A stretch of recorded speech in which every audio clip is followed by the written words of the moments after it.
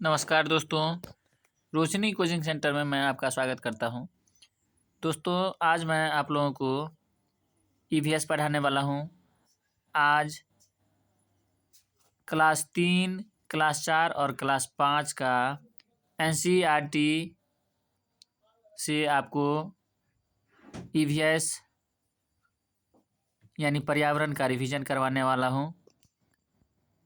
दोस्तों, यह सीटेट के एग्ज़ाम के लिए बहुत ही महत्वपूर्ण वीडियो होगा, क्योंकि सीटेट के एग्ज़ाम में ईवीएस सेक्शन में 15 नंबर एनसीईआरटी से आती है और यह क्वेश्चन क्लास 3, 4 और 5 से आती है। तो आज मैं तीनों क्लास 3, क्लास 4 और क्लास 5 का रिवीजन करवाने वाला हूँ, इसलिए यह वीडियो बहुत ही लाभदायक होगा आपके लिए। तो चलिए शुरुआत करते हैं। ये क्लास 3 का है। देखिए, पहला क्वेश्चन है, चूहों में देखने की क्षमता बहुत कम होती है और सूंघने या स्वाद की क्षमता बहुत तीव्र होती है। दोस्तों आज मैं आप लोगों को वन लाइनर के फॉर्म में रिवीजन करवाऊंगा। 110 पॉइंट लिए हैं, जो बहुत ही इम्पोर्टेंट है और आपको 15 का 15 नंबर ये 110 पॉइंट दिला सकता है। इसलिए आप इस 110 पॉइंट को याद कर लीजिए, समझ लीजिए। दूसरा पॉइंट है दोस्तों, लिंगहू फेन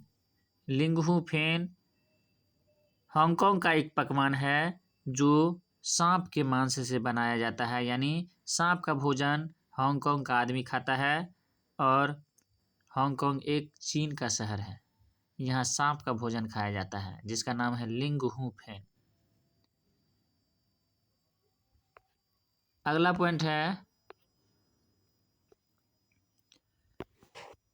पॉइंट है दोस्तों, गोवा में मछली नारियल तेल में बनाई जाती है। गोवा का आदमी नारियल तेल से बना हुआ मछली खाते हैं, जबकि जम्मू कश्मीर का आदमी यानी जम्मू कश्मीर में मछली सरसों तेल में पकाई जाती है। हम लोगों के यहाँ भी मछली सरसों तेल में पकाई जाती है, लेकिन गोवा में नारियल तेल में पकाई जाती है, याद रखना है। और गोवा समुद्र के किनारे में बसा हुआ राज्य है, यहाँ नारियल बहुत उपजता है। अगला पॉइंट है दोस्तों, टैपियोका। देखिए, चित्र भी देखिए साथ में आप लोग। टैपियोका का चित्र देखिए। टैपियोका केरल में ज़मीन के नीचे उगाया जाता है और यह एक प्रकार का सब्जी है दोस्तों। सब्जी के रूप में केरल का लोग टैपियोका का इस्तेमाल करता है। बहुत ही इम्पोर्टेंट है, बराबर क्वेश्चन देखने के लिए मिलता है यहाँ से, टैपियोका से। अगला पॉइंट देखिए, मैना के बारे में। दोस्तों, पक्षी से हर साल एक क्वेश्चन पूछता है।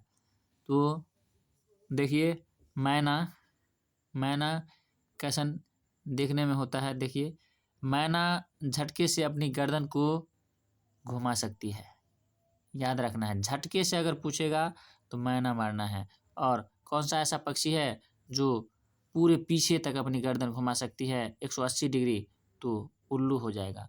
और उल्लू का आँख सामने में होता है और उल्लू एक ऐसा पक्षी है जो दिन में नहीं देख पाता है, रात में देख पाता है।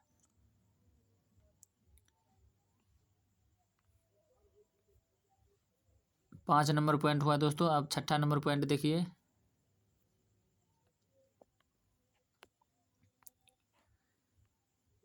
छठा पॉइंट है दोस्तों, पक्षी अपनी गर्दन बहुत अधिक हिलाते हैं, क्योंकि पक्षियों की आँख की पुतली घूम नहीं सकती है, इसलिए पक्षी गर्दन हिला करके इधर उधर देखती रहती है।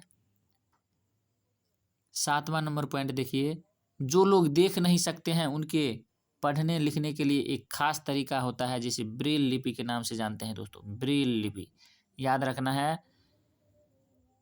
वैसा लोग जो देख नहीं सकता है, यानी अंधा लोग, और उन लोगों के लिए पढ़ने का एक लिपि है जिसका नाम है ब्रेल लिपि।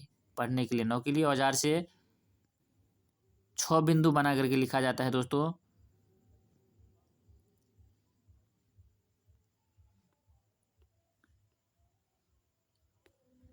एक ब्रेल ब्रेल एक मोटे कागज पर एक नुकीले औजार से बिंदु बनाकर लिखा जाता है। ब्रेल कागज पर हाथ फेर कर पढ़ा जाता है। देखिए ये लुई ब्रेल है। लुई ब्रेल फ्रांस के रहने वाले थे और इन्होंने ब्रेल लिपि की खोज की है। ब्रेल लिपि दोस्तों 6 बिंदुओं पर आधारित होती है। ये लुई ब्रेल जो है जन्म से अंधे नहीं थे। अपने पिताजी के औजार से खेल रहे थे और खेलते खेलते इसकी आंखें कैसे न कैसे चली गई।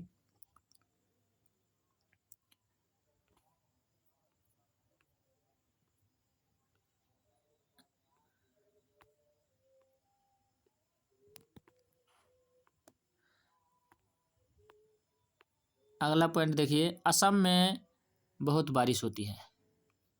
असम में बहुत बारिश होती है जिसके चलते जमीन से 10-12 फुट ऊंचे घर बनाए जाते हैं दोस्तों। इन्हें बांस के खंभों पर बनाया जाता है।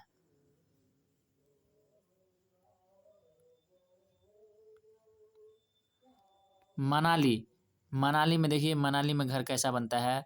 मनाली में बहुत बारिश होती है मनाली में भी, और यह पहाड़ी इलाका है। यहाँ पर मकान पत्थर और लकड़ी से बनते हैं।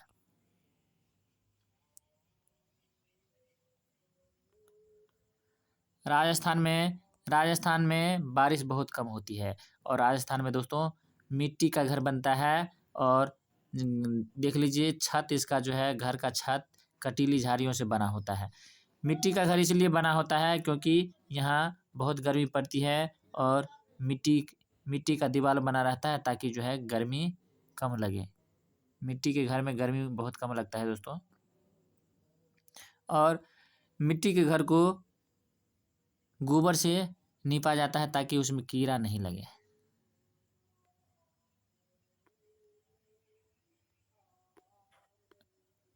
आगे देखिए, यहाँ के लोग मिट्टी के घरों में रहते हैं। राजस्थान की ही बात हो रही है और इनमें दीवार मोटी होती है, मिट्टी से लिप पोत करके सुंदर बनाया जाता है। फिर देखिए, जम्मू कश्मीर में चाय को कहवा के नाम से जानते हैं दोस्तों। चाय में इलायची और बादाम डाल करके चाय बनाया जाता है जिसको कहवा कहते हैं। यानी जम्मू कश्मीर में चाय को क्या कहते हैं, तो कहवा कहते हैं। ये 13 नंबर पॉइंट था। फिर 14वां पॉइंट देखिए। अब दोस्तों क्लास 3 के लिए इतना ही पॉइंट इम्पोर्टेंट था। अब क्लास 4 में आइए। देखिए क्लास 4 में वल्लम क्या है दोस्तों, तो वल्लम लकड़ी की एक छोटी नाव होती है जो केरल में प्रयोग होती है। और फैरी नाम का भी नाव केरल में ही प्रयोग होता है। वल्लम और फैरी दोनों नाव केरल में प्रयोग होता है।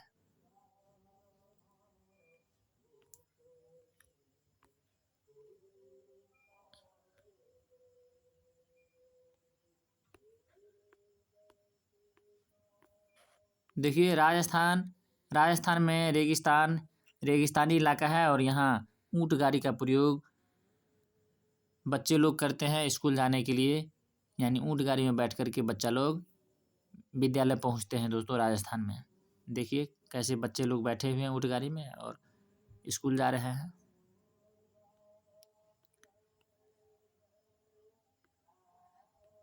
अगला पॉइंट है दोस्तों हाथी से संबंधित। हाथी पृथ्वी पर पाया जाने वाला बहुत विशाल जानवर है और एक बड़ा हाथी एक दिन में 100 केजी यानी 100 किलोग्राम पत्ती और झाड़ियाँ खा लेता है। हाथी बहुत कम आराम करता है, एक दिन में 2 से 4 घंटा ही सोता है।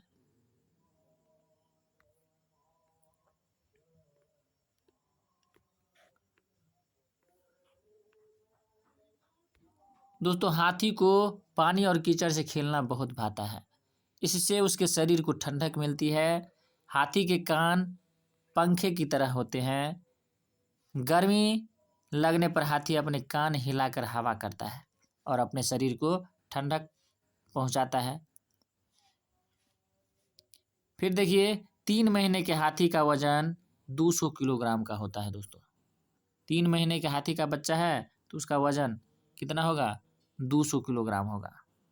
यानी 2 क्विंटल का 3 महीना का बच्चा रहेगा तो 2 क्विंटल का होगा। अगला पॉइंट देखिए, खेजड़ी नामक पेड़ से है संबंधित। दोस्तों खेजड़ी पेड़ राजस्थान में देखने को मिलता है। खेजड़ी पेड़ के कारण ही राजस्थान का एक गांव है जिसका नाम है खेजरली। यहाँ खेजड़ी पेड़ बहुत है इसलिए इस गांव का नाम खेजरली पड़ गया है।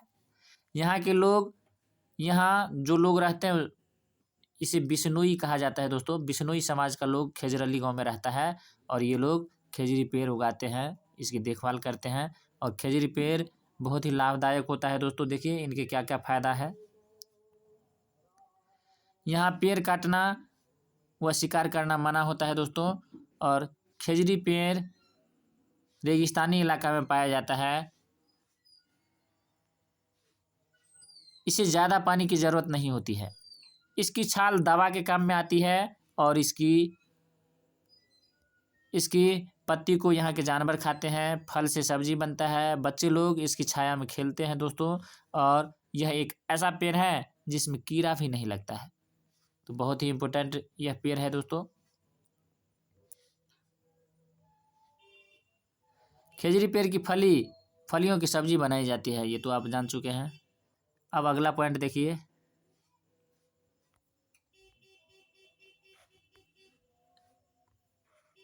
खेजड़ी पेड़ की पत्तियों को वहाँ पर रहने वाले जानवर खाते हैं और इसकी छाया में बहुत से बच्चे खेलते भी हैं। ये 14वां नंबर पॉइंट था। अब 15वां पॉइंट देखिए, बोचहा गांव। दोस्तों बिहार राज्य में मुजफ्फरपुर नाम का एक जिला है जहाँ बोचहा गांव है और यहाँ लीची की खेती बहुत होती है दोस्तों। बोचहा गांव में बहुत ज़्यादा लीची की खेती की जाती है, इसलिए बोचहा गांव लीची की खेती के लिए प्रसिद्ध है। याद रखना है। देखिए लीची का चित्र भी देखिए आप लोग। लीची के फूल मधुमक्खियों को लुभाते हैं।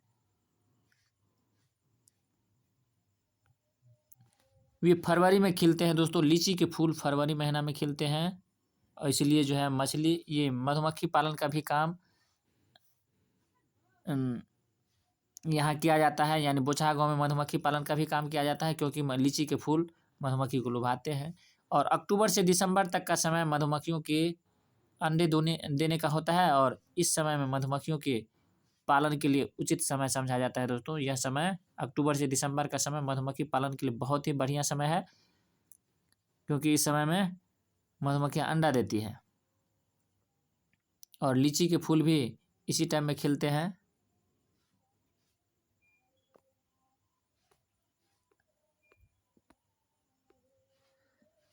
और मधुमक्खी से संबंधित कुछ और पॉइंट देखिए। मधुमक्खी एक समूह में कार्य करती है। हर छत्ते में एक रानी मक्खी होती है दोस्तों, याद रखना है। हर छत्ते में केवल एक रानी मक्खी होगी और रानी मक्खी का काम होता है अंडा देना। और कुछ नर मक्खी भी होते हैं। नर मक्खी कोई खास काम नहीं करते हैं, ये दिन भर काम।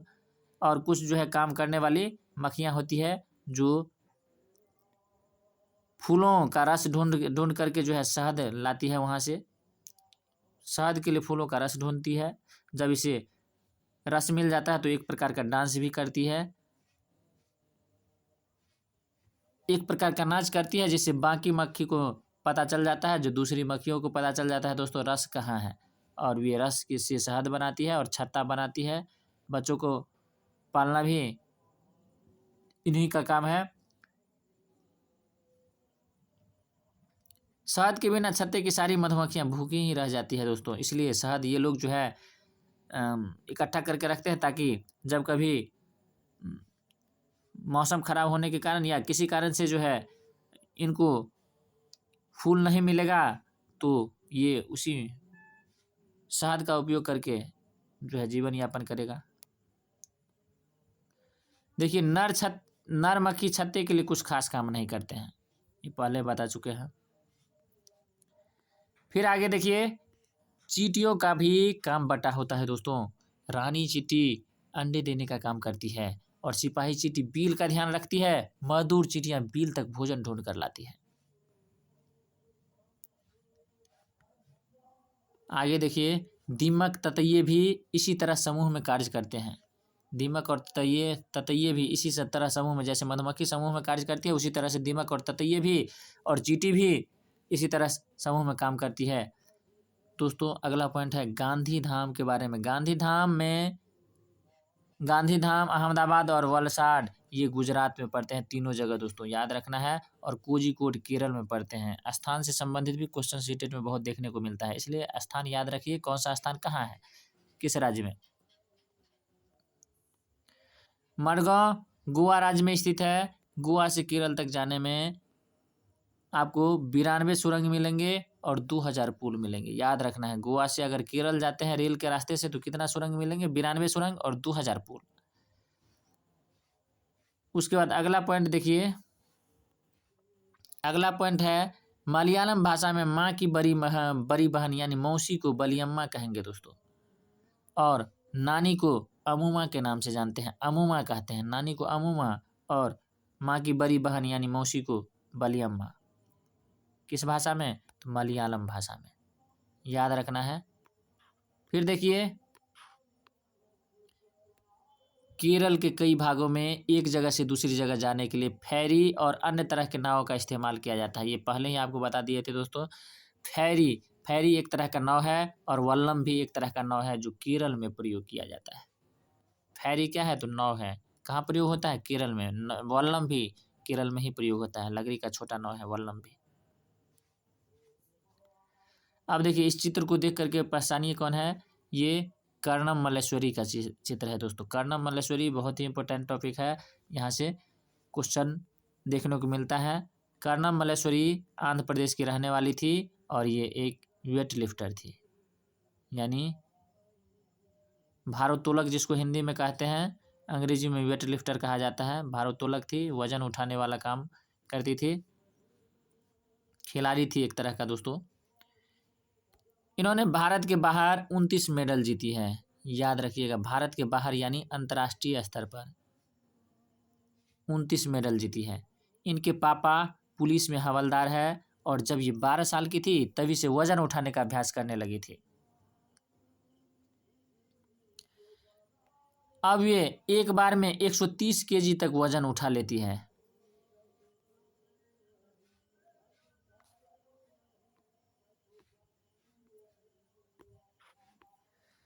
अगला दोस्तों देखिए, चित्र को देख करके आप समझिए, ये फूलों की घाटी है दोस्तों। देखिए रंग बिरंगा फूल, कितना सुंदर फूल खिला हुआ है दोस्तों।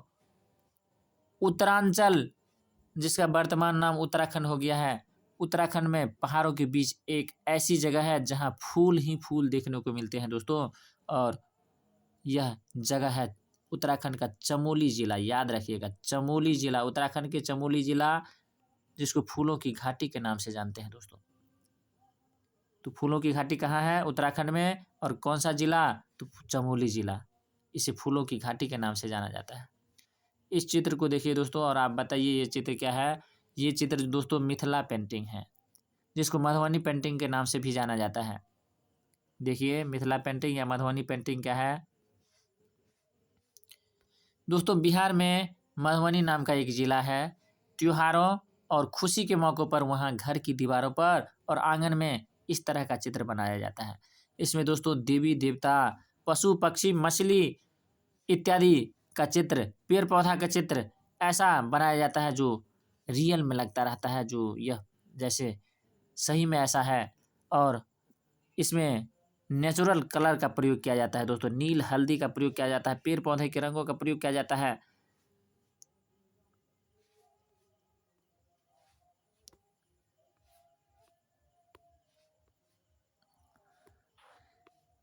दोस्तों देखिए, इस तरह के चित्रों में इंसान के चित्र मिलेंगे, जानवर के चित्र मिलेंगे, पेड़ के चित्र, फूल के चित्र, पंछी के चित्र, मछली, अन्य कई जीव जंतु आदि बनाए जाते हैं दोस्तों मधुबनी पेंटिंग में। और यह चित्र पीसे हुए चावल में घोल मिला करके बनाया जाता है। और रंग भी खास तरह के होते हैं दोस्तों। चावल के पीसे हुए घोल में कुछ रंग मिला देते हैं और रंग कौन कौन सा हो सकता है देखिए, रंग रहता है नील वाला, नील रंग, हल्दी रंग, पेड़ फूल के रंग आदि इसमें इस्तेमाल किया जाता है दोस्तों। इस चित्र को देखिए, कचनार के फूल के बारे में है दोस्तों। कचनार का फूल है ये। उत्तर प्रदेश में कचनार के फूल से सब्जी बनता है दोस्तों। कचनार का फूल उत्तर प्रदेश में खाया जाता है।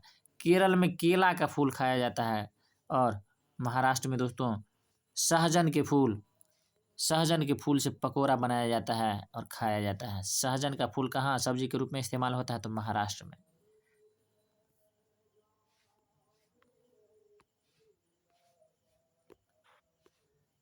अगला पॉइंट देखिए, 37 नंबर पॉइंट होगा दोस्तों। 37 नंबर में देखिए, गुलदावरी और जीनिया फूल के फूलों से कपड़े रंगे जाते हैं, यानी इसे रंग बनाने में इस्तेमाल होता है दोस्तों, गुलदावरी और जीनिया फूल। उत्तर प्रदेश का कन्नौज जिला दोस्तों इत्र के लिए मशहूर है। उत्तर प्रदेश का कन्नौज जिला इत्र के लिए मशहूर है। यहाँ पर ट्रकों में लाद करके फूल लाए जाते हैं और फिर इन फूलों से इत्र, गुलाब जल और केवड़ा तैयार किए जाते हैं दोस्तों। गाजी खान स्थान पाकिस्तान में है। पहले यह हिंदुस्तान में ही था। जब हिंदुस्तान और पाकिस्तान का बंटवारा हुआ तो ये पाकिस्तान में पड़ गया। और सोहना गांव हरियाणा में है दोस्तों। वेलवनी का गांव कर्नाटक में है। स्थान याद रखिए कौन सा स्थान कहाँ पे है, क्योंकि स्थान बहुत ज़रूरी है और यह सीटेट में बहुत मिलता है देखने को, इसलिए स्थान को आप याद रखिए। गिज्जू भाई बधेका का नाम सुने होंगे आप। ये गुजरात के रहने वाले हैं और बच्चों के लिए बहुत ही मज़ेदार किस्से, कहानियाँ, पत्र इत्यादि लिखते हैं दोस्तों।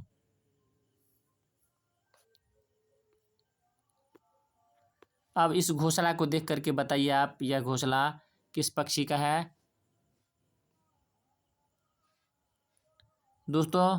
यह घोंसला जो है कलचीरी, जिसको हिंदी में इंडियन, अंग्रेजी में इंडियन रॉबिन कहते हैं और हिंदी में कलचीरी पक्षी कहते हैं, उसका है। यह पत्थरों के बीच में घोंसला बनाती है और घोंसला घास से बना होता है। उसके ऊपर पौधे की नाजुक टहनी, जड़ें, ऊन, बाल, रुई आदि बिछा होता है दोस्तों। यानी पत्थरों के बीच में घोंसला कौन सा पक्षी बनाती है, तो कलचीरी पक्षी, जिसको अंग्रेजी में इंडियन रॉबिन के नाम से जानते हैं। कौआ के बारे में देखिए दोस्तों। कौआ के घोंसला में लोहे के तार मिल जाएगा आपको देखने के लिए, लकड़ी की शाखाएं मिल जाएगी, अनेक चीज़ जो है बहुत कड़ी कड़ी चीज़ें मिलेगी। कौआ पेड़ की ऊंची डाल पर घोंसला बनाती है दोस्तों। पेड़ की ऊंची डाल पर कौन सी पक्षी घोंसला बनाती है, तो कौआ घोंसला बनाती है पेड़ की ऊंची डाल पर। और एक बहुत ही चालाक पक्षी है जिसका नाम है दोस्तों कोयल, और कोयल अपना घोंसला नहीं बनाती है और कौए के घोंसले में अंडे दे देती है और कौआ उस अंडा को अपना अंडा समझ करके उसको सेता है। अब देखिए फिर अगला पॉइंट है फाख्ता। फाख्ता पक्षी कैक्टस के कांटों के बीच अपनी घोंसला बनाती है या मेहंदी के मेड़ में घोंसला बनाती है। अगला पक्षी है गौरैया। गौरैया कहीं भी घोंसला बना लेती है, अलमारी के ऊपर, आईने के पीछे। कबूतर भी ऐसे ही अपना घोंसला बनाते हैं, पुराने मकान में या खंडहर में जाकर के घोंसला बनाते हैं कबूतर। बसंत गौरी एक ऐसा पक्षी है दोस्तों जो गर्मियों में टुक टुक करते रहते हैं और पेड़ में गहरा छेद बना करके उसमें अंडा रखते हैं। अब आइए अगला पक्षी देखिए। चित्र को देख करके दोस्तों आप समझ गए होंगे। देखिए सिलाई का काम कर रही है, सिल पत्ता को सी करके अपना घोंसला बनाती है दोस्तों। और उसमें बच्चा को भी देखिए, बच्चा है, पत्ती के अंदर पत्ती को सी करके जो है घोंसला बनाई है दोस्तों। इस चिड़िया का नाम है दर्जीन चिड़िया। नाम से ही स्पष्ट है, दर्जी का काम करती है ये, यानी पत्ते को नोकीली चोंच से सील करके और उसमें अपना जो है घोंसला बना लेती है और अंडे देती है। जब बच्चे तैयार हो जाते हैं तो घोंसला छोड़ देती है पक्षी दोस्तों। याद रखना है, केवल अंडा देने के लिए पक्षी घोंसला बनाती है। जब बच्चा बड़ा हो जाता है और उड़ने लायक हो जाता है तो उड़ जाता है, घोंसला छोड़ देता है। देखिए ये लटकता हुआ घोंसला को देखिए दोस्तों, यह कैसा घोंसला है। देखिए नीचे से ही प्रवेश करने वाला है लटकता हुआ घोंसला। ये शक्करखोरा पक्षी का है। ये घोंसला शक्करखोरा पक्षी का है। यह एक ऐसी पक्षी होती है जो लटकता हुआ घोंसला बनाती है। छोटे से पेड़ या झाड़ी की डाली पर अपनी लटकता हुआ घोंसला बनाती है। घोंसला बाल, बारीक घास, पतली टहनियाँ, सूखे पत्ते, रुई, पेड़ की छाल, टुकड़े, कपड़ों की चिथड़े आदि से बना होता है।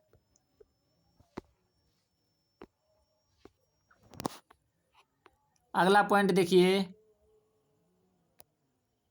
यहाँ तक कि इसमें मकड़ी के जाले भी होते हैं शक्करखोरा पक्षी के घोंसले में। दोस्तों नर बीवर के बारे में देखिए, सभी बीवर पक्षी के बारे में देखिए, सभी नर बीवर जो है अपना अपना घोंसला बनाते हैं, जबकि मादा बीवर उन घोंसलों को पसंद करती है दोस्तों। देखती है जो घोंसला सबसे अच्छा लगता है उसमें जाकर के अंडा देती है। याद रखना है, मादा बीवर घोंसला नहीं बनाती है, केवल नर बीवर घोंसला बनाता है। सब नर बीवर घोंसला बनाएगा और मादा बीवर देखेगी उन घोंसलों में से जो सबसे अच्छा लगेगा उन्हें, उसमें जाकर के अंडा देगी।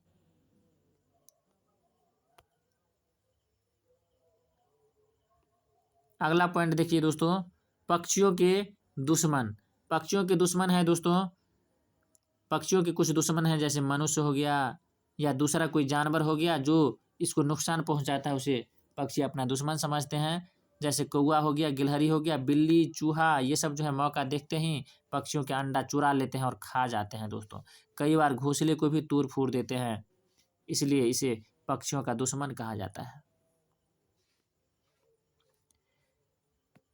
गाय के आगे के दांत छोटे होते हैं पत्तों को काटने के लिए, और घास चबाने के लिए पीछे के चपटे दांत होते हैं दोस्तों। बिल्ली की दांत नोकीली होती है जो मांस को फाड़ने और काटने का काम बिल्ली के दांत नोकीली होते हैं जो मांस फाड़ने और काटने का काम में आते हैं। अगला देखिए पॉइंट दोस्तों, सांप के दांत होते तो हैं लेकिन नुकीले होते हैं, लेकिन सांप अपने भोजन चबा कर नहीं खाता है बल्कि पूरा निगल जाता है। सांप को दो नुकीला दांत होता है जो जहर फैलाने के काम के लिए होता है। जहर फैलाता है दोस्तों अपनी दांत से सांप। और सांप को कान भी नहीं होता है दोस्तों, सांप सुन नहीं सकता है। सांप जो है केवल जमीन पर हुए कंपन को महसूस करता है। और भारत में दोस्तों 4 तरह के जहरीला सांप पाया जाता है, कोबरा, अफाई, करेत और दुबोइया। याद रखना है दोस्तों, 4 तरह के सांप हैं भारत में जहरीला, कोबरा, करेत, दुबोइया और अफाई। अगला पॉइंट देखिए, गिलहरी के दांत हमेशा बढ़ते रहते हैं। याद रखना है, गिलहरी एक ऐसा प्राणी है जिसका दांत हमेशा बढ़ते रहता है, और दांतों से काटने कुतरने के कारण इनके दांत घिसते रहते हैं, नहीं तो इसके शरीर से लंबा दांत ही हो जाएगा। दोस्तों देखिएगा, गिलहरी कुछ ना कुछ हमेशा कुतरता रहता है, यही कारण है जो इसका दांत घिसता रहता है, नहीं तो दांत बहुत बड़ा हो जाएगा। कुछ पक्षी हमारी तुलना में 4 गुना अधिक दूरी तक देख सकते हैं। वह पक्षी है चील, बाज, गिद्ध। ये पक्षी हमारी तुलना में 4 गुना अधिक दूरी तक देख सकती है दोस्तों। अब अगला पॉइंट देखिए, नालमड्डा आंध्र प्रदेश में है, बाजार गांव महाराष्ट्र में है और कप परेड मुंबई में है। होलगुंडी गांव कर्नाटक में है दोस्तों। स्थान याद रखिएगा, स्थान बहुत ज़रूरी है याद रखना, क्योंकि स्थान से बहुत क्वेश्चन मिलता है सीटेट में। अब आइए अगला पॉइंट पे देखिए, बरगद पेड़ के बारे में जानकारी लेते हैं दोस्तों। बरगद के पेड़ की लटकन जिस पर बच्चे झूलते हैं, असल में इसकी जड़ें होती है दोस्तों। याद रखना है, बरगद पेड़ की लटकन क्या है? जड़ है इसकी। वे टहनियों से निकलती है और बढ़ते बढ़ते जमीन के अंदर चली जाती है और शाखाओं को सहारा देती है दोस्तों, क्योंकि बरगद पेड़ में बहुत लंबा लंबा और मोटा शाखा होता है जो जिसको सहारा देने का काम यही लटकन करती है। बरगद की लटकन जो जड़ का काम करती है। मजबूत खंभों की तरह ये पेड़ को सहारा दे प्रदान करती है।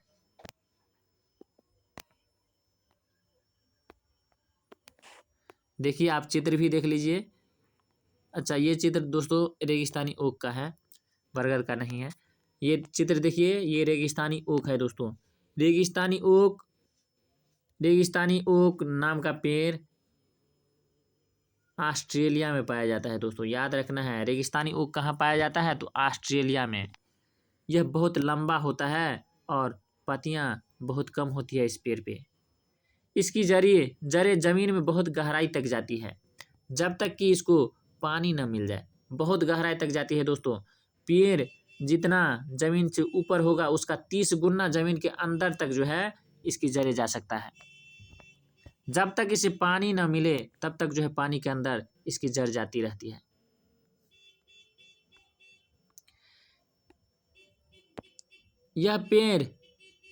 यह पानी पेड़ के तने में जमा होता रहता है दोस्तों।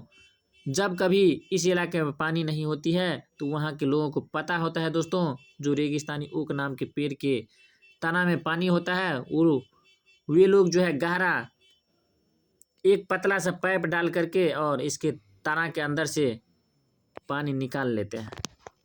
तना में एक पतला सा छेद कर देंगे और पाइप डाल करके और उससे पानी निकाल लेते हैं जब पानी की ज़रूरत होती है वहाँ। अगला पॉइंट देखिए, बिहू त्योहार से संबंधित है दोस्तों। बिहू एक त्योहार है और बहुत ही फेमस त्योहार है। कहाँ का? तो असम का। और कब मनाया जाता है? तो चावल की फसल कटने पर जो है ये बिहू नाम का त्योहार मनाया जाता है। बिहू त्योहार पर बिहू नृत्य भी होता है।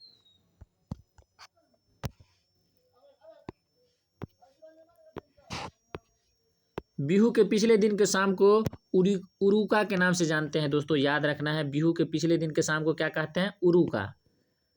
अगला पॉइंट देखिए, बोरा और चेवा क्या है? तो दोस्तों बोरा और चेवा दो प्रकार का चावल है। ये चावल का प्रकार है दोस्तों।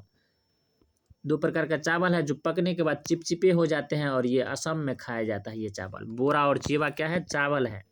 कहाँ खाया जाता है? असम में। अगला पॉइंट देखिए, मुख्तारपुर गांव आंध्र प्रदेश में है। पोचमपल्ली जिला भी आंध्र प्रदेश में है। और पोचमपल्ली एक प्रकार का कारीगरी भी है दोस्तों। पोचमपल्ली साड़ी, रेशमी साड़ी यहाँ जो है पोचमपल्ली जिला में मिलता है। आंध्र प्रदेश का जिला है ये। मुख्तारपुर गांव है यहाँ। पोचमपल्ली जिले में ज़्यादातर परिवार बुनकर है। इस बुनाई को पोचमपल्ली नाम से ही जाना जाता है। मलयालम भाषा में चाचा को चिटप्पन कहते हैं और चाची को मलयालम भाषा में कुंजम्मा के नाम से जाना जाता है दोस्तों। चाचा को क्या कहते हैं मलयालम भाषा में? चिटप्पन। और चाची को कुंजम्मा कहते हैं। चेन्नई से कोची ट्रेन जाने पर 12 घंटे लगता है दोस्तों। चेन्नई से कोची ट्रेन से जाएंगे तो 12 घंटा का समय लगेगा।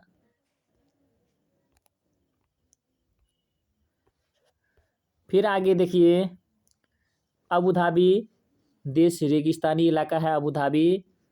और अबू धाबी यूएई यानी यूनाइटेड अरब अमीरात नाम का एक देश है जिसकी राजधानी अबू धाबी है दोस्तों, याद रखना है।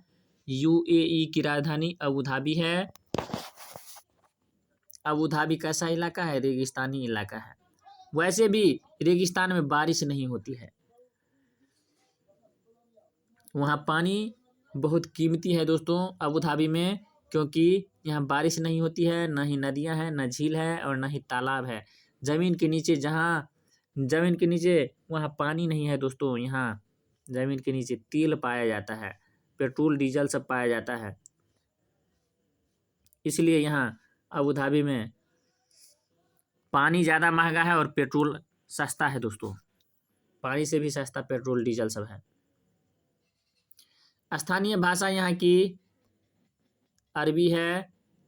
अबू धाबी में रुपया को यानी मुद्रा को, अबू धाबी की मुद्रा दिरहम है, याद रखना है। अबू धाबी की मुद्रा क्या है? तो दिरहम। और अबू धाबी की कैसी भाषा है? तो अरबी भाषा है दोस्तों यहाँ की। और अबू धाबी में खजूर का पेड़ बहुत मिलता है। कैसा पेड़? तो खजूर का पेड़, याद रखिएगा। खजूर का पेड़ अबू धाबी में खूब मिलेगा देखने के लिए, खजूर।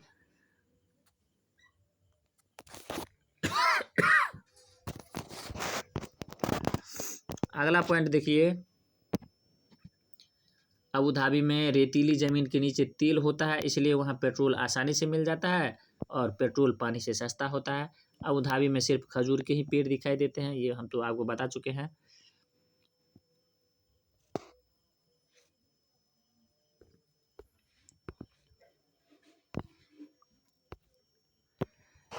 अब दोस्तों चित्र देख करके बताइए ये किसकी चित्र है? ये है वहीदा प्रिज्म।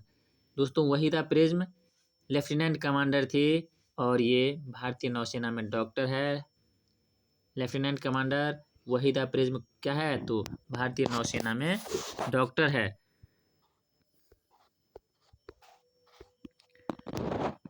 ये समुद्री जहाज पे काम करने वाली पहली महिला है दोस्तों। इससे पहले कोई भी महिला नौसेना में डॉक्टर का काम नहीं की थी।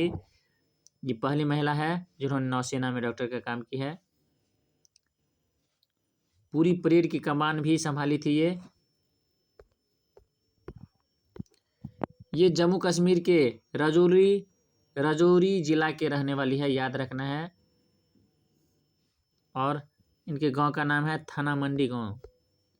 दोस्तों वहीदा प्रिज्म कहाँ की रहने वाली है? तो जम्मू कश्मीर की रहने वाली है, राजौरी जिला की और थाना मंडी गांव की। दोस्तों प्रिज्म देखिए, प्रिज्म कैसा होता है? प्रिज्म कांच का एक टुकड़ा होता है जो त्रिभुजाकार होता है। देखिए अगर श्वेत प्रकाश इससे गुजरती है तो गुजरने के बाद 7 रंगों में विभक्त हो जाती है प्रिज्म। यहाँ देखिए 7 रंगों में विभक्त हो रही है। प्रिज्म से तात्पर्य है कि वो 7 रंग दिखलाता है।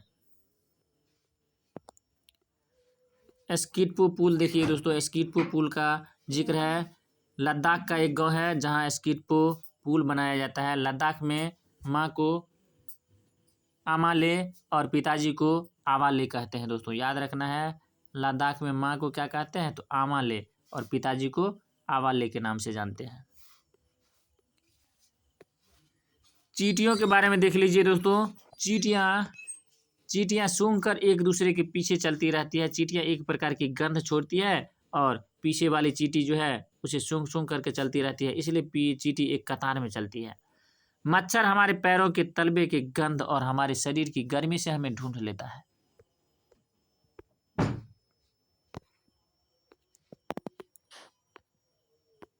दोस्तों इस चित्र को देखिए, ये सांप का चित्र है दोस्तों। सांप के बाहरी कान नहीं होते, ये जमीन पर हुए कंपन को महसूस करते हैं। सांप के बारे में आप पहले भी जान चुके हैं। सांप का भोजन हांगकांग में किया जाता है। चीन का एक शहर है हांगकांग जहां सांप का भोजन खाता है, उस सांप का नाम है लिंगहुफेन। सांप 4 तरह के जहरीले सांप होते हैं दोस्तों, भारत में पाए जाते हैं 4 तरह के जहरीले सांप, कोबरा, अफाई, करेत और दुबोइया। सांप को 2 दांत होते हैं, नुकीली दांत, जिससे वह भोजन नहीं करता है, केवल जो है जहर फैलाने का काम करता है। किसी को काटता है तो जहर फैलाता है, भोजन चबा करके नहीं खाता है दोस्तों, सांप निगल जाता है। उसके बाद आगे देखिए अगला पॉइंट है टाइगर के बारे में। देखिए चित्र भी देखिए आप, टाइगर का चित्र है। टाइगर अंधेरे में हमसे 6 गुना बेहतर देख सकता है दोस्तों, याद रखना है। बाघ जो है अंधेरा में मनुष्य की अपेक्षा 6 गुना तेज देखता है, 6 गुना अधिक दूरी तक भी देख सकता है और तेज भी देखता है। टाइगर की मूंछें हवा में हुए कंपन को भाप लेती है। टाइगर का गुर्राना दोस्तों 3 किलोमीटर दूर तक सुना जा सकता है। बाघ एक बार गुर्राएगा तो 3 किलोमीटर दूरी तक हम लोग सुन सकते हैं उसको। जानवर हर चीज को सफेद और काली ही देख पाते हैं दोस्तों। वैसा जानवर जो रात में जगते हैं हर चीज को सफेद और काली ही देखते हैं। दिन में जगने वाला जानवर तो कुछ रंग पहचान भी लेगा, लेकिन रात में जगने वाला जानवर हर चीज को सफेद देखेगा या काली देखेगा। दोस्तों इस चित्र को देख करके आप देखिए यह कैसा जीव है, यह बहुत ही इम्पोर्टेंट है दोस्तों। इस जीव से बहुत क्वेश्चन आता है एग्जाम में। स्लॉथ है दोस्तों, ये भालू जैसा जीव है लेकिन भालू नहीं है, दिखता है भालू जैसा लेकिन भालू नहीं है। दिन में करीब 17 घंटे पेड़ों से उल्टा लटक करके सोता है दोस्तों। बहुत ही आलसी जीव है स्लॉथ। जिस पेड़ पर रहते हैं उसी पेड़ की पत्ते खाकर जीवन यापन करते हैं और जब भी अपने पेड़ के सभी पत्ते को खा लेते हैं, तब पास के दूसरे पेड़ पर जाते हैं। स्लॉथ अपनी पूरी जिंदगी जो कि 40 वर्ष का होता है, मुश्किल से 8 पेड़ों पर ही घूम पाते हैं। यानी एक पेड़ पर कम से कम ये 5 साल तक रहेगा दोस्तों। 5 साल तक एक पर पेड़ रहेगा और सप्ताह में केवल 1 दिन पेड़ से नीचे उतरता है शौच के लिए। बहुत आलसी जीव है। जब तक पेड़ का टोटल पत्ता खत्म नहीं होगा तब तक दूसरा पेड़ पर नहीं जाएगा।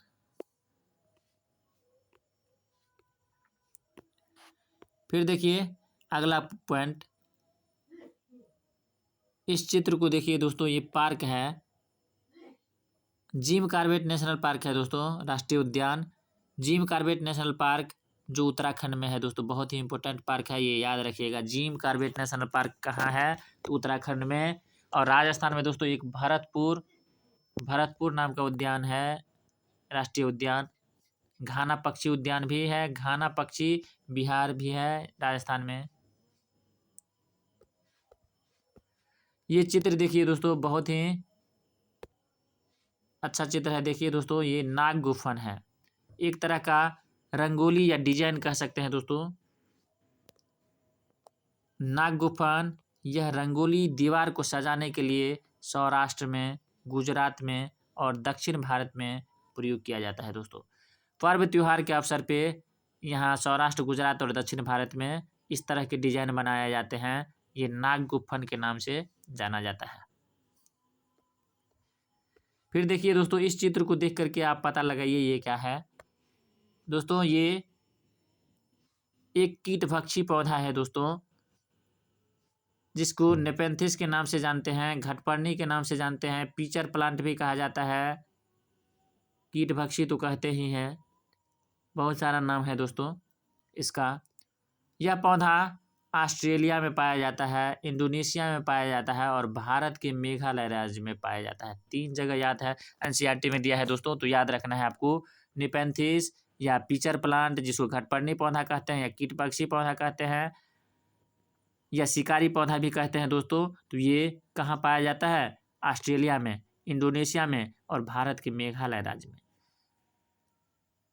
यह पौधा छोटे मोटे कीड़ा मकोड़ा, चूहा, मेढक आदि को जो है खा करके नाइट्रोजन की पूर्ति करता है दोस्तों, क्योंकि यहाँ की ज़मीन में नाइट्रोजन नहीं होता है। नाइट्रोजन की आवश्यकता की पूर्ति के लिए ये कीड़े मकोड़े, चूहा, मेढक आदि को अपना भोजन के रूप में ग्रहण करता है, ताकि इसको नाइट्रोजन की आपूर्ति हो सके। याद रखना है, बहुत ही इंपॉर्टेंट है। पूछेगा घटपर्णी या नेपेंथिस पौधा कीट या कीड़ा मकोड़ा या छोटे जीव को क्यों खाता है? तो नाइट्रोजन की आपूर्ति करने के लिए। या पूछ देगा जो जहाँ नेपेंथिस पाया जाता है वहाँ की जमीन में किस पोषक तत्व की कमी होती है? तो नाइट्रोजन की कमी होती है। अगला देखिए दोस्तों, ये चित्र देखिए, ये वेलक्रो है दोस्तों, वेलक्रो का चित्र है। वेलक्रो की खोज किसने की थी दोस्तों, बताइए। वेलक्रो की खोज किसने की थी? तो दोस्तों वेलक्रो की खोज स्विट्जरलैंड का मनोवैज्ञानिक, जिसका नाम है जॉर्ज मेस्ट्रल, 1948 ईस्वी में वेलक्रो की खोज की थी। जॉर्ज मेस्ट्रल ने 1948 में वेलक्रो की खोज की। वेलक्रो एक ऐसा होता है दोस्तों जो चिपक जाता है, जैसे सैंडल सब में देखे होंगे आप, चिपकाने वाला होता है, बैग उग में, पर्स वर्स में देखे होंगे चिपकाने के लिए वेलक्रो होता है। चित्र भी आप देख लिए हैं, तो चित्र से आप समझ सकते हैं। फिर देखिए इसका प्रयोग यहाँ जूता में, सैंडल में चिपकाने हेतु किया जाता है दोस्तों। यह देखिए चित्र हरी मिर्च की चित्र है। हरी मिर्च का चित्र देख करके आप बताइए। हरी मिर्च पुर्तगाल देश के व्यापारी दक्षिण अमेरिका से भारत लाए थे दोस्तों। याद रखना है, हरी मिर्च कहाँ से आया है भारत में? तो दक्षिण अमेरिका से आया है। और कौन लाया था? तो पुर्तगाल देश के व्यापारी लाया था। टमाटर भी यहीं से आया है दोस्तों, दक्षिण अमेरिका से ही। हरी मिर्च और टमाटर दक्षिण अमेरिका से लाया गया है। भिंडी अफ्रीका से और गोभी तथा मटर दोस्तों यूरोप से लाया गया है। सब्जी से एक क्वेश्चन पूछता है, इस पर हम पहले भी वीडियो बना चुके हैं, एक कविता के फॉर्म में, बहुत इंपॉर्टेंट है दोस्तों। नहीं देखे हैं तो आप देख लीजिएगा, और यहाँ भी आपको रिवीजन करवा देते हैं। हरी मिर्च और टमाटर दक्षिण अमेरिका से आया है। भिंडी दोस्तों अफ्रीका से आया है। यूरोप से गोभी और मटर आया है, चीन से सोयाबीन आया है। याद रख लीजिए इस पॉइंट को। इस पॉइंट से एक न एक क्वेश्चन हर एग्जाम में, हर बार के सीटेट के एग्जाम में पूछा जाता है। अगला चित्र देखिए दोस्तों, इस चित्र को देख करके बताइए ये किस व्यक्ति का नाम, ये किस व्यक्ति का चित्र है। तो ये अल बरूनी नाम का व्यक्ति है दोस्तों। अल बरूनी व्यक्ति कहाँ का रहने वाला था, तो उज्बेकिस्तान का यात्री था। ये भारत आया था घूमने फिरने के लिए, यात्रा करने के लिए, भ्रमण करने के लिए आया था दोस्तों ये। और जब ये भारत आया तो यहाँ अनेक तरह के तालाब देखे जो बहुत ही गजब तरीका का बनाया हुआ था, और जिसका वर्णन ये अपने किताब में किया हुआ है दोस्तों। राजस्थान में 9 तालाब एक दूसरे से कनेक्टेड था, जिसको जैसलमेर के राजा घरसी ने बनाया था, और इस तालाब को घरसीसर के नाम से जाना जाता था। इसी का वर्णन ये अपने बुक में किए हैं दोस्तों। अल बरूनी, याद रखिएगा, अल बरूनी कहाँ का यात्री था, तो उज्बेकिस्तान का।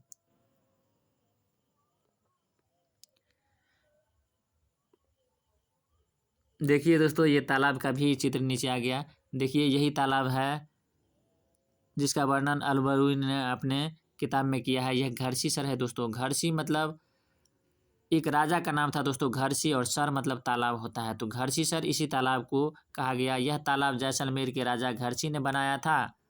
जैसलमेर राजस्थान में है दोस्तों, याद रखिएगा। जैसलमेर स्थान कहाँ है, राजस्थान में। 9 तालाब एक दूसरे से कनेक्टेड थे, और इस प्रकार थे कि पहला तालाब में अगर पानी भर गया तो उछल करके फिर दूसरे तालाब में जाएगा, दूसरा तालाब भरेगा तो फिर तीसरा में जाएगा। इस तरह से सब तालाब एक दूसरे से कनेक्टेड थे, और बरसात के दिनों में पानी सभी तालाबों में भर जाता था, और बाद में इन लोगों को पानी का समस्या नहीं झेलना पड़ता था। आसानी से ये लोग पानी अपना उपयोग में लाते थे। अगला पॉइंट है दोस्तों मृत सागर, जिसको अंग्रेजी में डेड सी के नाम से जाना जाता है। दुनिया का सबसे नमकीन सागर है दोस्तों। मृत सागर दुनिया का सबसे नमकीन है। यहाँ 1 लीटर पानी में लगभग 300 ग्राम नमक पाया जाता है, और मृत सागर में कोई भी व्यक्ति डूब नहीं सकता है, क्योंकि मृत सागर के पानी का घनत्व तो बहुत अधिक होता है। यहाँ आदमी ऐसे आराम से लेटा रहता है ताकि वह लगेगा जो लेटा हुआ है, यानी सोया हुआ है पानी पे। कोई डूब नहीं सकता है इस पानी में, मृत सागर के पानी में। इस चित्र को देखिए दोस्तों, ये चित्र क्या चीज़ का है। ये सिनकोना नाम का पेड़ है दोस्तों। सिनकोना नाम की पेड़ है, और यह बहुत ही लाभदायक पेड़ है। इस पेड़ की छाल से मलेरिया की दवाई बनाई जाती है दोस्तों। मलेरिया के उपचार के लिए सिनकोना पेड़ की छाल का उपयोग किया जाता है। पहले तो लोग छाल को डायरेक्ट उबाल करके इस्तेमाल कर लेता था, लेकिन अब जो है सिनकोना पेड़ की छाल से जो है दवाई बन चुकी है। अब हम लोग दवाई लेते हैं दोस्तों। मलेरिया मच्छर के काटने से होती है, और मादा एनाफिलीज नाम के मच्छर काटने से होती है। मच्छर को काटने से मलेरिया होती है। मलेरिया अगर हो जाएगी तो कपकपी के साथ बुखार आएगी, और आपको ब्लड टेस्ट करवाना पड़ेगा ताकि आपको पता चल जाए जो मलेरिया हुआ है। ब्लड में दोस्तों हीमोग्लोबिन जांच किया जाता है, और दोस्तों डॉक्टर पता करते हैं जो कैसे मलेरिया हुआ है। रक्त में कुछ पाया जाता है, प्लाज्मोडियम शायद पाया जाता है दोस्तों। अब देखिए एनीमिया दोस्तों, रक्त में हीमोग्लोबिन की कमी हो जाती है तो एनीमिया रोग हो जाता है। हमारे रक्त में हीमोग्लोबिन की मात्रा 12 ग्राम से 16 ग्राम प्रति DL होना चाहिए दोस्तों। 12 से 16 ग्राम प्रति DL ये नॉर्मल रेंज है। अगर इससे कम है, 12 से अगर कम हो गया तो हीमोग्लोबिन की कमी हो गई दोस्तों, और इससे एनीमिया रोग हो जाएगा। एनीमिया रोग के उपचार के लिए आपको गुड़, आंवला, हरी पत्तेदार सब्जी जरूर खाना चाहिए। अगर गुड़, आंवला और हरी पत्तेदार सब्जी खाते हैं तो रक्त में हीमोग्लोबिन की मात्रा धीरे धीरे बढ़ जाएगी। और अगला पॉइंट देखिए दोस्तों, रोनाल्ड रॉस नाम का वैज्ञानिक था जिन्होंने सबसे पहले बताया कि मच्छर काटने से मलेरिया होती है। इससे पहले किसी को मच्छर से मलेरिया होती है ये नहीं मालूम था, और ये भारतीय मूल के वैज्ञानिक है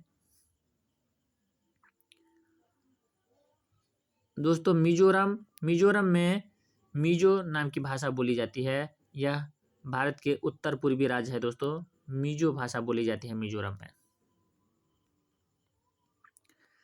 यह चित्र देखिए दोस्तों, ये बछेंद्री पाल का चित्र है।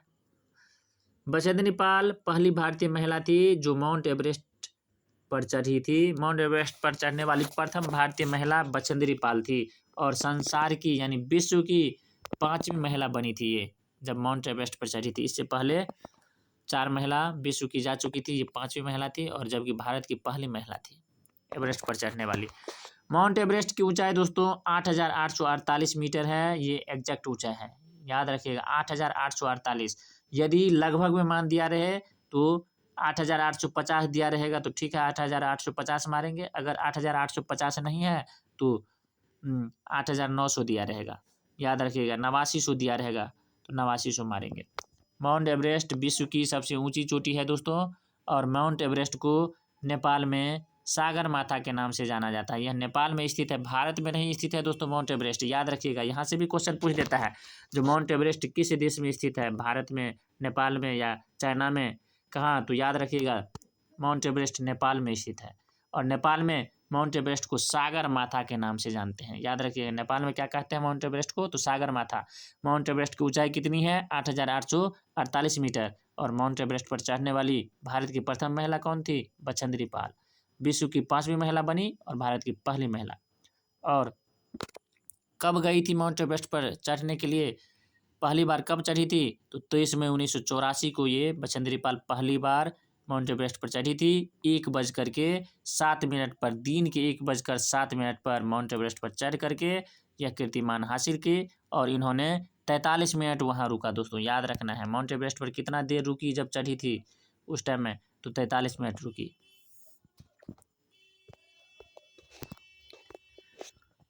अगला पॉइंट देखिए, गोलकुंडा के बारे में है दोस्तों। यह किला गोलकुंडा है। गोलकुंडा किला के बारे में क्वेश्चन पूछता है। गोलकुंडा किला को किसने बनाया था दोस्तों, तो कुतुब शाही सुल्तान ने बनाया था और काकतीय राजवंश के समय में ये बना था।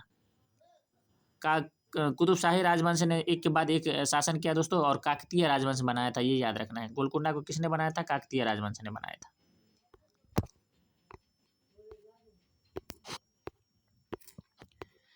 अगला नंबर पॉइंट देखिए, how we found the earth is round. यह पुस्तक लॉन्गमैन ने लिखी है। इस पुस्तक में बताया गया है कि सदियों से अलग अलग संस्कृतियों में इंसानों ने पृथ्वी के बारे में क्या क्या सोचा है। अगला नंबर पॉइंट देखिए दोस्तों, ये नील आर्मस्ट्रांग का चित्र है। नील आर्मस्ट्रांग चांद पर उतरने वाले विश्व के प्रथम व्यक्ति थे और 1969 ईस्वी में चांद पर कदम रखा था दोस्तों। नील आर्मस्ट्रांग चांद पर उतरने वाला पहला व्यक्ति था विश्व का। और भारत का अगर पूछेगा पहला व्यक्ति कौन था, तो राकेश शर्मा था। भारत का पहला व्यक्ति राकेश शर्मा, विश्व का पहला व्यक्ति नील आर्मस्ट्रांग। अगला देखिए दोस्तों, मिट्टी को गोबर मिला करके मिट्टी को लीपा जाता है। मिट्टी को लीपने के लिए गोबर से लीपते हैं, क्यों, तो मिट्टी में गोबर मिला करके जमीन को लिपा इसलिए किया जाता है ताकि मिट्टी में कीड़ा नहीं लगे, कीट पतंग दूर हो जाए दोस्तों। अगला देखिए, पोचमपल्ली जिले से संबंधित है दोस्तों। पोचमपल्ली जिला का ज़्यादातर लोग बुनकर है, यहाँ बुनाई की जाती है, उसको पोचमपल्ली नाम से ही जाना जाता है। कढ़ाई सिलाई ये सब जो की जाती है, साड़ी पे कारीगरी की जाती है, उसको पोचमपल्ली नाम से ही जानते हैं दोस्तों। मलयालम भाषा में चाचा को चिटप्पन और चाची को कुंजामा कहते हैं। मिजोरम राज्य में मिजो भाषा बोली जाती है, ये तो आप पहले देख चुके हैं। फिर देखिए लद्दाख में दोस्तों, घर देख लीजिए लद्दाख का। लद्दाख में कैसा घर होता है, लद्दाख में घर की निचली मंजिल में कोई खिड़की नहीं होती है, इसलिए छत बनाने के लिए पेड़ के मोटे तने इस्तेमाल होते हैं यहाँ दोस्तों। और निचली मंजिल में जानवरों को रखा जाता है और ऊपरी मंजिल में लोग खुद रहते हैं। अगर ज़्यादा गर्मी पड़ने लगे, ज़्यादा ठंडी पड़ने लगे तो नीचे खुद रहने लगते हैं। ये एक तरह का जो है देखिए दोस्तों शॉल है, ये पश्मीना शॉल है। इसको बहुत ही महत्वपूर्ण है ये पश्मीना शॉल। 6 स्वेटर के बराबर जो है गर्मी प्रदान करती है। बहुत पतला होता है लेकिन गर्म बहुत होता है। 6 स्वेटर के बराबर गर्मी देता है एक शॉल। और एक पहाड़ी नस्ल की बकरी से बनता है जिसको पश्मीना बकरी भी कहते हैं दोस्तों। और लगभग 5000 की मीटर की ऊंचाई पर रहता है ये बकरी। पश्मीना शॉल बनाने में एक कारीगर को 250 घंटा लगता है। और याद रखना है दोस्तों, पश्मीना नाम की बकरी का 6 बाल हमारे 1 बाल के बराबर होगा, इतना पतला बाल होता है। और जितनी ऊंचाई पे ये बकरी रहती है उतना ही इसका जो है अच्छा बाल उगता है, जितनी ठंड में रहेगी उतना ही। और -40 डिग्री तक वहाँ टेम्परेचर चला जाता है दोस्तों, याद रखना है। ये देखिए, ये केचुआ है दोस्तों, जमीन को उपजाऊ बनाती है केचुआ। जड़ों से, तनों से, शाखाओं के सड़ने से, केचुआ आदि से जो है जमीन ज़्यादा उपजाऊ बन जाता है। केचुआ जमीन में छेद बना करके जमीन को पोली बना देती है दोस्तों, खोखली कर देती है, जिससे पानी और हवा आसानी से जमीन के अंदर चला जाता है और जमीन ज़्यादा उपजाऊ हो जाता है। केचुआ मरने पर भी जमीन को उपजाऊ बना देता है, इसलिए केचुआ को किसान का मित्र कहा जाता है। फिर देखिए दोस्तों, झूम की खेती बहुत ही इंपॉर्टेंट है, VVI है ये पॉइंट, याद रखिएगा। झूम की खेती से बहुत क्वेश्चन मिलता है देखने को। एक फसल कटने के बाद जमीन को कुछ समय के लिए खाली छोड़ देते हैं दोस्तों, कुछ वर्षों के लिए वैसे ही खाली छोड़ देते हैं खेत को। एक फसल कटने के बाद उस खेत पर खेती नहीं करते हैं और इस खाली जगह पर जो वृक्ष, बांस या अन्य पौधे उगाते हैं उसे उखाड़ते नहीं हैं, बल्कि गिरा कर जला देते हैं। और यह राख खाद के काम में उपयोग लाते हैं दोस्तों, खाद का काम करता है यह राख।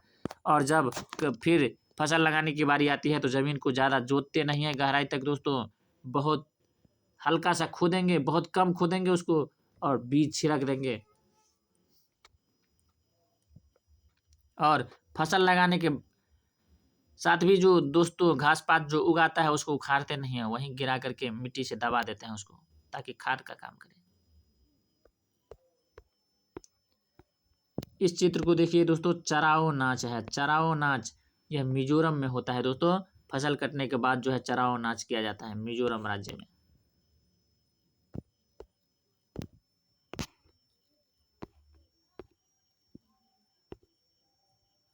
इस तरह से दोस्तों आप NCERT के कक्षा 6 और कक्षा 6 नहीं दोस्तों, कक्षा 3, 4 और 5 का NCERT का